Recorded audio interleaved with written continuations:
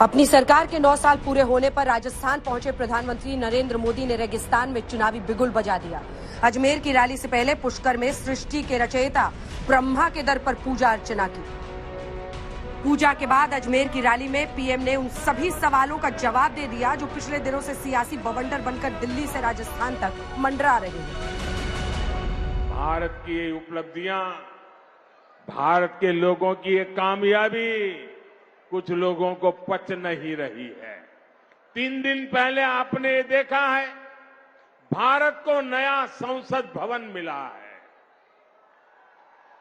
आपने टीवी पर देखा। मैं आपसे पूछता हूं, ये नया संसद भवन आपको गर्व हुआ कि नहीं हुआ? लेकिन कांग्रेस और इसके जैसे कुछ दलों ने इस पर भी राजनीति का कीचड़ उछाला।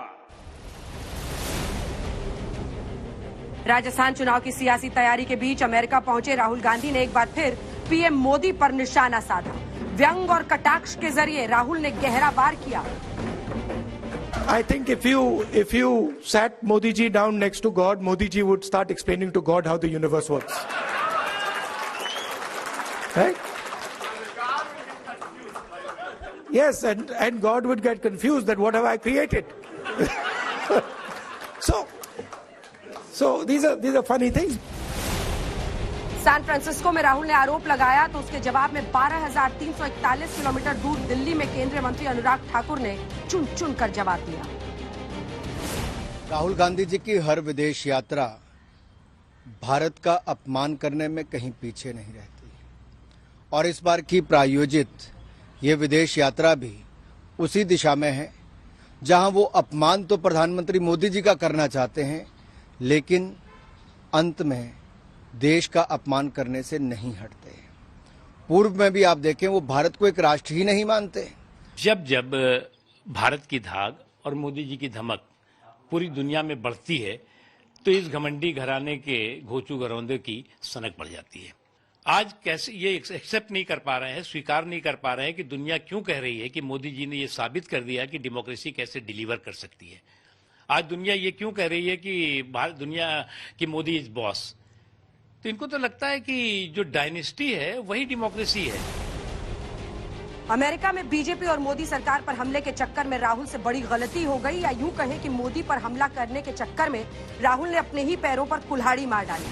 उन्होंने कहा कि 80 के दशक में जो हाल दलितों का था वही हाल आज मुसलमानों का भारत में है। लेकिन ये कहते हुए राहुल भूल गए कि 80 के दशक में कांग्रेस की ही केंद्र में सरकार थी और राहुल गांधी की दादी और बाद में उनके पिताजी प्रधानमंत्री थे। The best way for me to explain that is the line, नफरत के बाजार में मोहब्बत की दुकान. That is the best way I can say it, which is that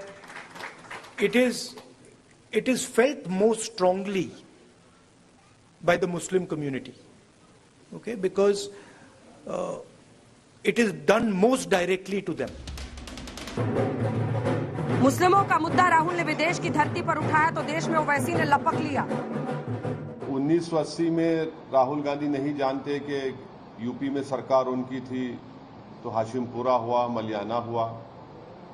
1980 में उन्हीं की पार्टी की सरकार थी तो दिल्ली का मैसेकर हुआ।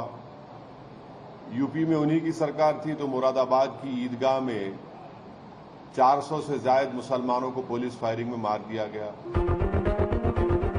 सियासत की लकीर तिकोना हो गई है, जिस पर एक सिरा अजमेर से लेकर सैन फ्रांसिस्को और हैदराबाद तक पहुंच गया है। जाहिर है 2024 लोकसभा चुनाव के लिए सारी बिसात बिछाई जा रही है। आज तक